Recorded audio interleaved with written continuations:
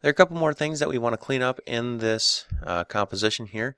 One, we want to make a reflection on the ground of Ryan, and we want everything to kind of move together as one. So first we're going to take Ryan here, and we're going to duplicate him. You can do Control D on the keyboard, and we're going to flip him upside down. So we're going to type S on the keyboard, unlink the constraints, X, Y, Z, and we're going to do Y. We're going to do negative 100. And we're going to move that down there. So it's just touching there. And we're going to change this from normal to overlay. And we're going to parent it using the pick whip here. And so we're going to click on the swirl here, drag it to the other footage there. And we're going to pick whip the other footages to it as well. So burner 1, burner 2 to that main footage here.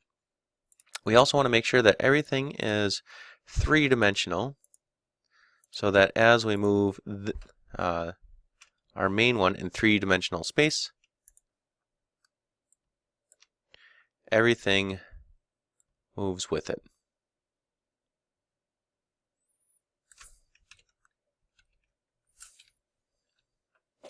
Okay, so now we have that. We're going to do a little reflection on the floor underneath. So we're going to do Control Y to make a new solid. We'll call this shadow. We're going to grab ellipse tool here, just drag a nice size ellipse, move it down underneath Ryan, and then we're going to open up mask 1, do mask feather, increase that, hit T on the keyboard and bring the opacity down till it looks like it fits, just like that.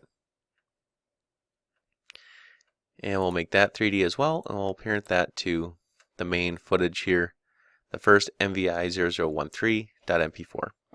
Okay, so everything's moving together.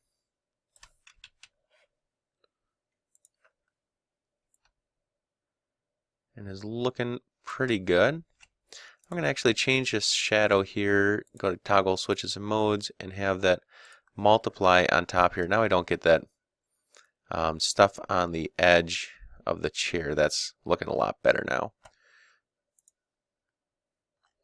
Alright, I'm going to set the composition to be much lower, and now we're going to, so in this composition, Ryan's going to zoom down the hallway and go around the corner and take a right. So we're going to have him do that. We're going to do push P for position on the keyboard. This is the starting position, and we'll just take a couple of seconds. We'll have him, we're going to move it in Z space. It's just the most accurate way to have him move back in space without to get the scaling right. And so he's going to hit right about there.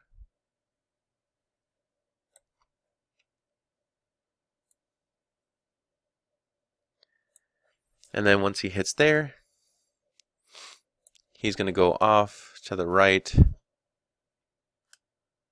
like that.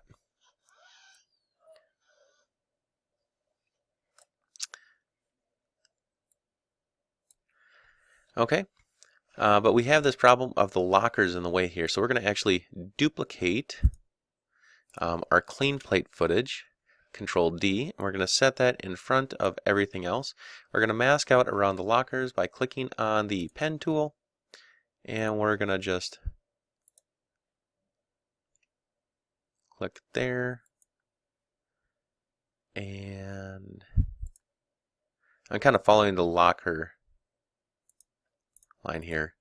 It's kind of a nice big cutout like that.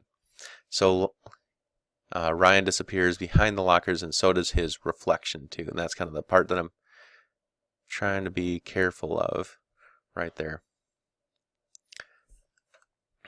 Okay, so here we have, and Ryan only needs to disappear behind the locker right there. So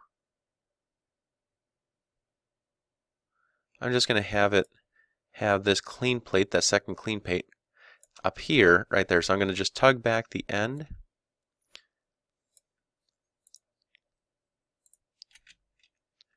So Ryan's going to go back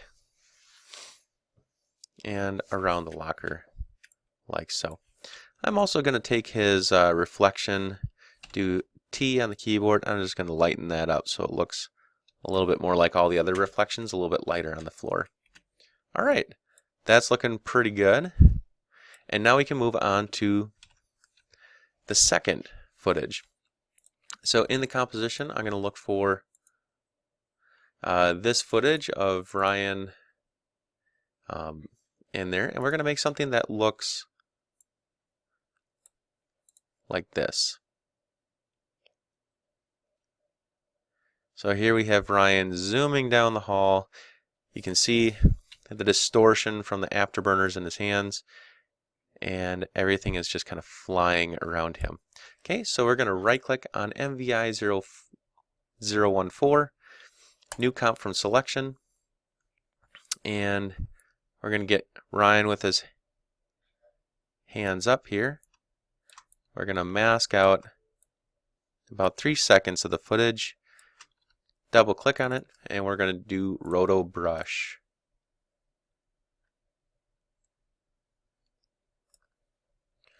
Hold Alt to get the red roto brush so that we just get around Ryan's head. Might have to adjust it to get it around the fingers correctly with some, get it in the open spots. Hold Alt and draw. Hold Alt and draw.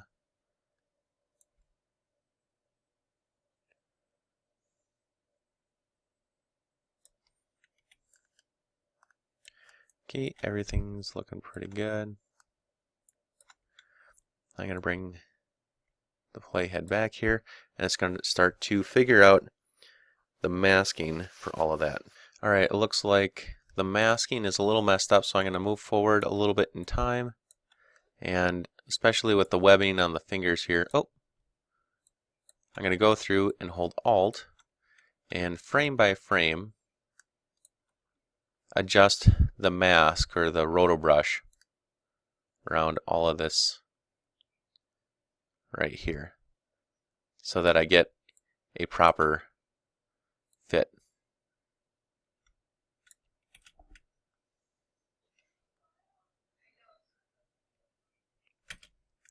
Alright, that's looking good. I'm going to freeze it.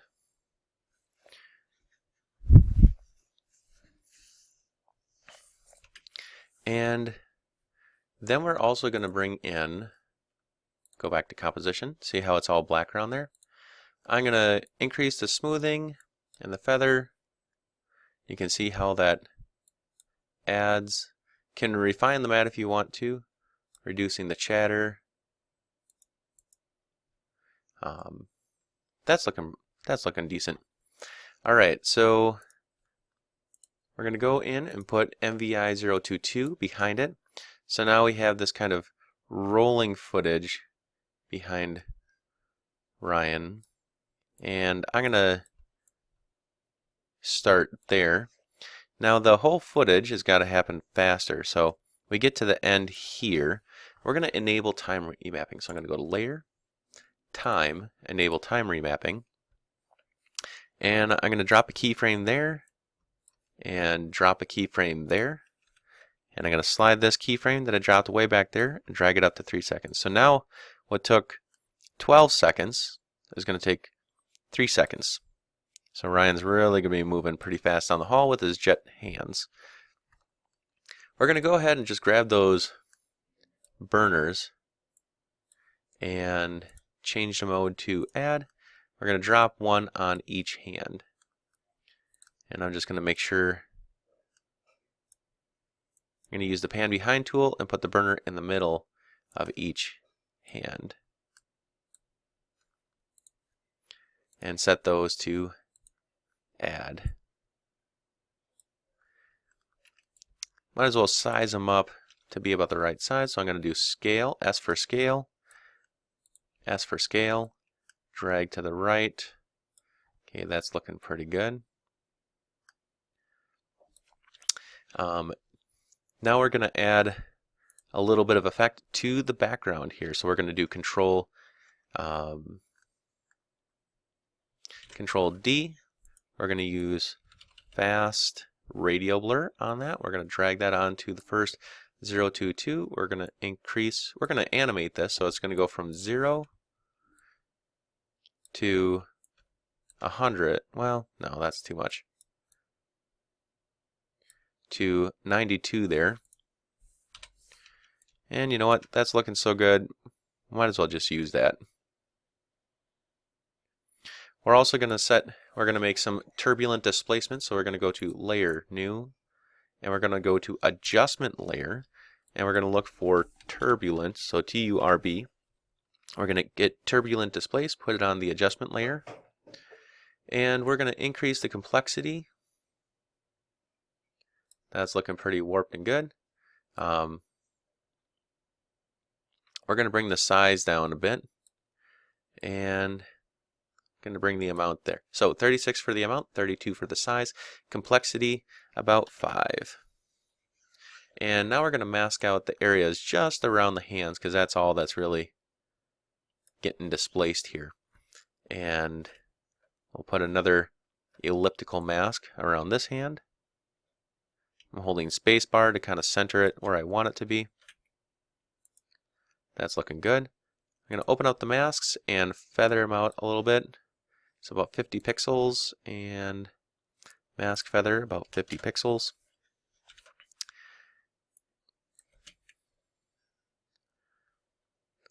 That's looking pretty sweet. Now I'm going to add some camera shake, because that would make it look more realistic. So to do that, I'm going to make a new layer, null object, and I'm going to parent everything to that null object. We're going to push S for scale. We're going to scale it up to about 110, and then we're going to push the letter P on the keyboard, and under position we're going to hold Alt, click in the stopwatch, and type in wiggle 10, 0.25. What that does is that just adds a little bit of shake to the camera as he's going through the space.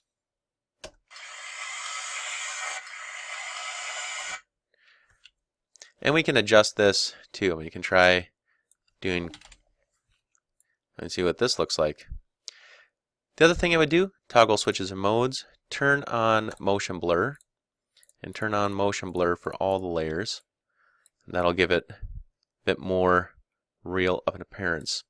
And if you're looking for extra credit to do, take another one of these MVI 014s, do Control D, duplicate it, put it underneath, do radial fast blur, or type in fast, drag it onto that one, increase the amount, and now we have a little bit of a radial blur coming from Ryan that he's going so fast. You can also animate that up, so it goes from 0 to 95, so the faster he goes, the blurrier he gets. He's almost passing through time itself. And that will complete your afterburner tutorial. Feel free to do an adjustment layer and do turbulent displace on the other afterburner that we did too, and don't forget to label your stuff. And that's how you do the afterburner tutorial.